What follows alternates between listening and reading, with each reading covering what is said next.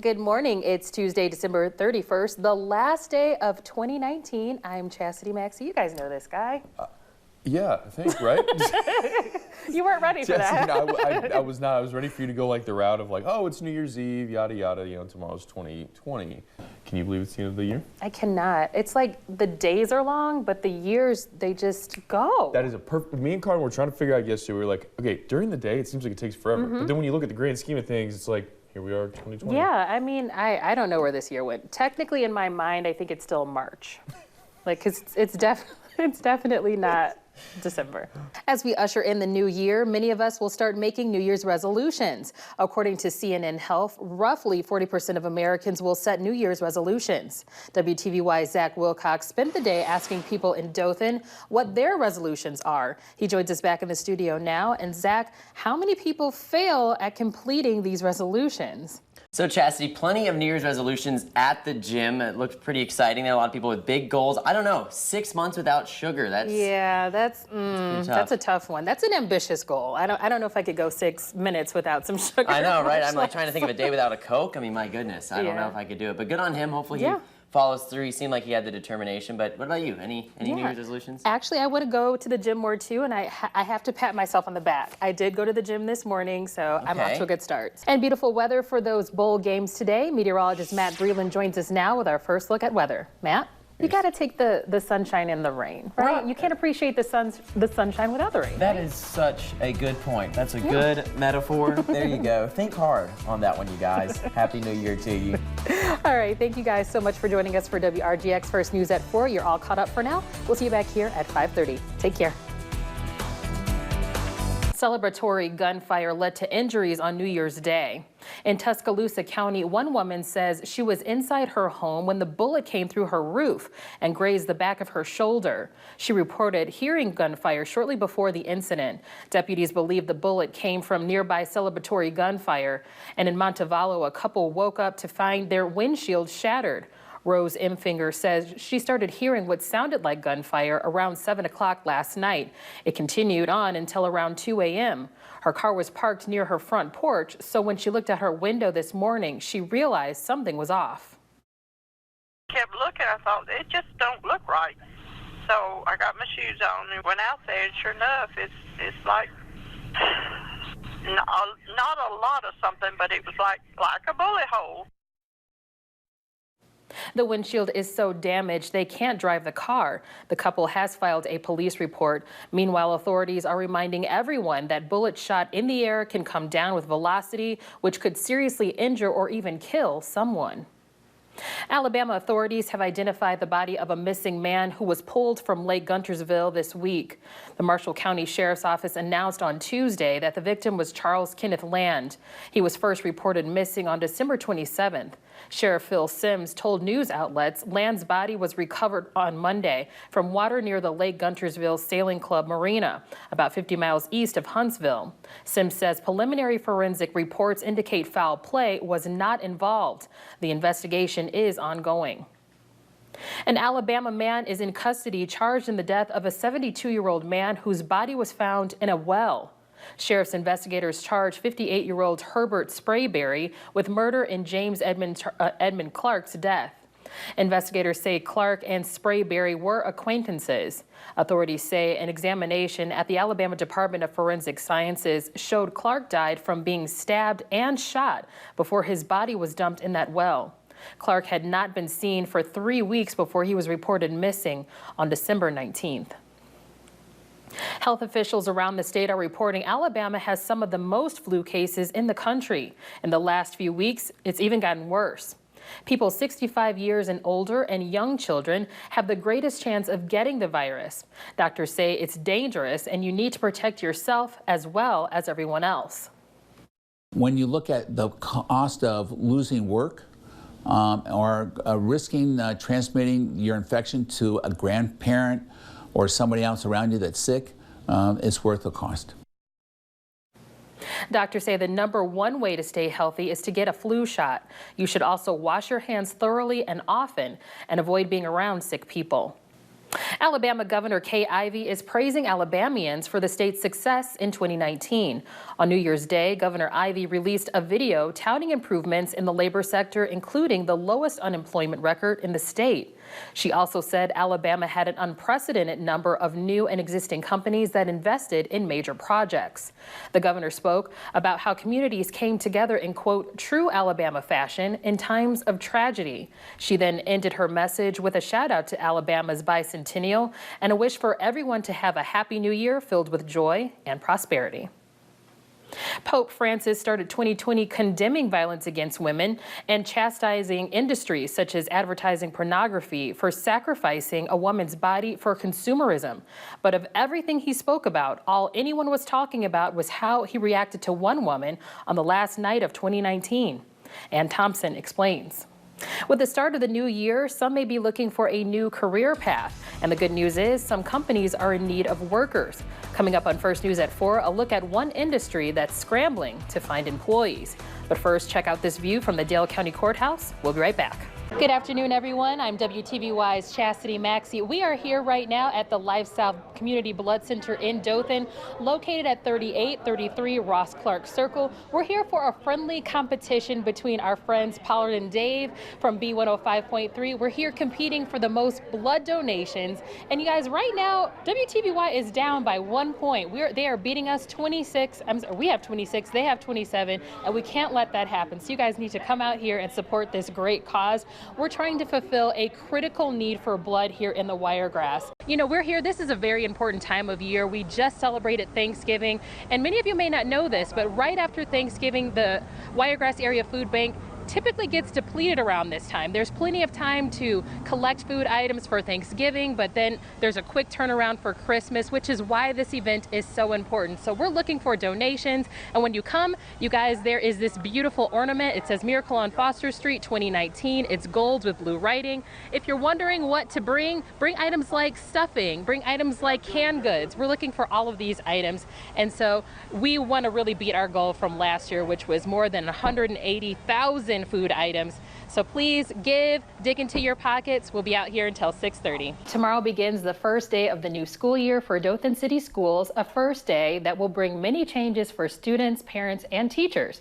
Here with more about this important occasion is Superintendent Dr. Phyllis Edwards. Thank you so much for joining us on this early morning. I'm glad to be here. Okay, so let's jump right into it. Sure. Tomorrow is the first day, a lot of changes. How are we feeling? We're feeling good. I think the school system, all the folks that have been working with me all summer have worked extremely hard. The buildings are ready with construction, the work that has been done. We've moved materials, we've moved furniture. All our teachers came together for the first time just the other day, and it was a wonderful, wonderful opportunity for an opening day orientation to set the tone. Obviously, you just said that the changes are complete, the exterior changes, and obviously, yes, it's going to be a period of adjustment. It will be. Once that happens, will you go back and make some other changes? Oh, of course. I mean, as you do something along these lines, I mean, I don't think anybody really knows the depth of the planning and the work that we have done. That being said, there will be bumps in the road. There will be things that we'll have to go back and adjust. And we will do that to make sure that everything ultimately is smooth and is correct. How are you feeling? I know that there's been, some pushback, obviously, with all of the restructuring, but how are you personally handling it? How are you feeling with all of this? I personally feel fine. I feel like that we brought options to the board, that there were many public meetings, that everything was done as it was supposed to be done, that they were able to make their choice. I think they made courageous choices, and I'm very proud of the board. And we did what we said we were going to do. Tonight, there's also a meeting a public meeting, talking about the budget, talking about the hotly contested cell phone policy. What can you tell us about that tonight? Well, there's been about 4 or 5 iterations because we have listened to folks. I understand. I'm a parent, and of course, you always want to be connected to your child. But the principals have told us that, there really are some things going on with cell phones that we really need to get them out of the way. We need to have students concentrating. So the basic point that we're looking for is you can have your cell phone on you, but keep it put away. They're working on it to assess the situation and to secure it and do what is needed to be done to transport it away from here. The Sheriff Wally Olson is talking about is a pipe bomb that was found inside the sheriff's office Tuesday evening. After evacuating the building, the Dothan Bomb Squad was called in. Sheriff Wally Olson tells me that investigators were serving a search warrant for a duffel bag, and unbeknownst to them, they brought the pipe bomb inside the building. We didn't know it was there, yes. We were processing evidence that we had recovered in an ongoing homicide investigation. Thankfully, the building was virtually empty with the exception of the dispatch staff. Emergency calls were rerouted to Houston County 911. And Sheriff Olson says the evidence is part of an ongoing murder-homicide investigation. While he couldn't give specifics on the case, I can say this has nothing to do with the Beasley Hollett murder. Making for another busy night for law enforcement after a series of hectic days. In Ozark, Chasity Maxie, WTVY, your hometown news leader. What was once a flourishing sanctuary of wildlife and forest is now a wasteland of destruction. This is it. I mean, these are where the trails started, and you can't even get in there. Trampling through wrecked and ravaged woods, Kim Taylor takes me on a tour of what's left of Chattahoochee State Park. And if you went that way, you cross over a creek, and I don't think you can get too far down there. It's been an emotional year for Taylor, who lives on the property with her family. Adding to the struggle, she's battling an illness and still working to piece together her life. The Category 5 storm caught her and her family off guard. We did not expect what we got, a few broken limbs and all that. That's what we expected. We stayed here. We didn't really prepare. You could hear snap, crackle, and pop constantly, and as the ice spun over us. And it would be weeks before some services were restored. Civilians, not county, state, or anybody else, just people that live here are the ones that clean the roads. Got out there with their tractors, and everybody got on their little Gators, four-wheelers, Hondas, and went and checked on neighbors out here and started moving everything out of everybody's yards. And I think we were without power for almost a month. And though Hurricane Michael may have destroyed a lot in this area, it never shook her faith. God had his hand on top of the house. We were not hurt. The house was not hurt. Our vehicles got minor damage, but God was looking after us. And now that Chattahoochee State Park is closed indefinitely, Taylor is hoping for another miracle. I would like for the state and the county to be able to reopen it. I would love that. I don't see how that would happen or could happen. But even if her hopes for the park never come true, her memories can never be shuttered. We're gonna miss it. We're gonna miss it.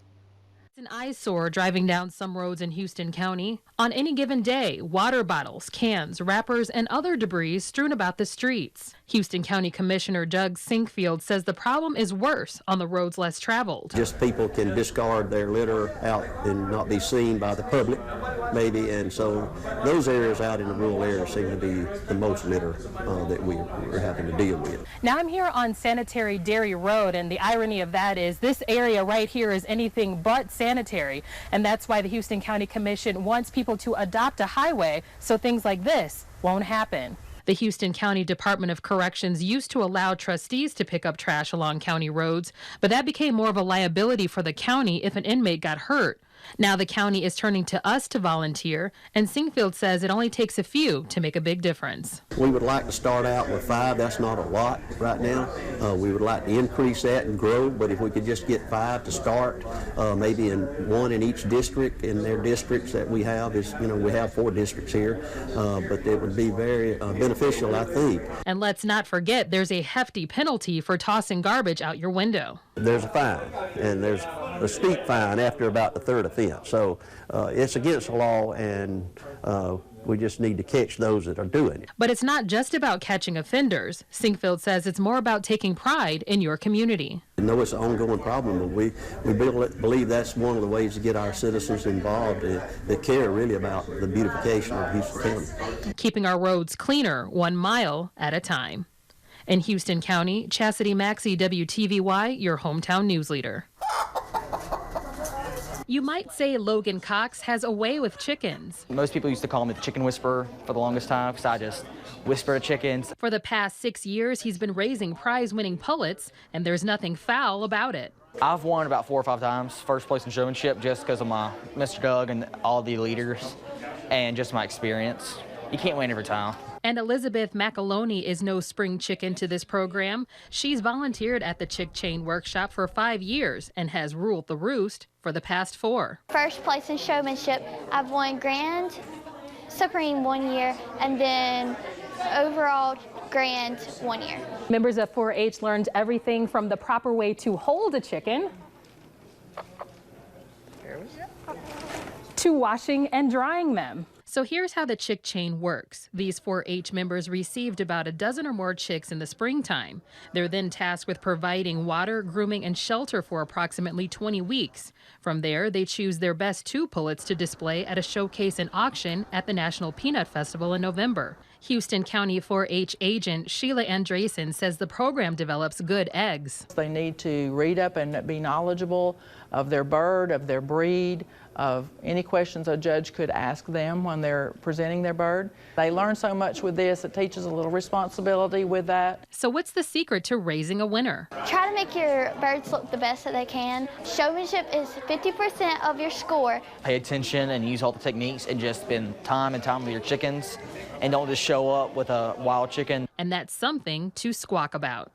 In Dothan, Chasity Maxie, WTVY, your hometown news leader.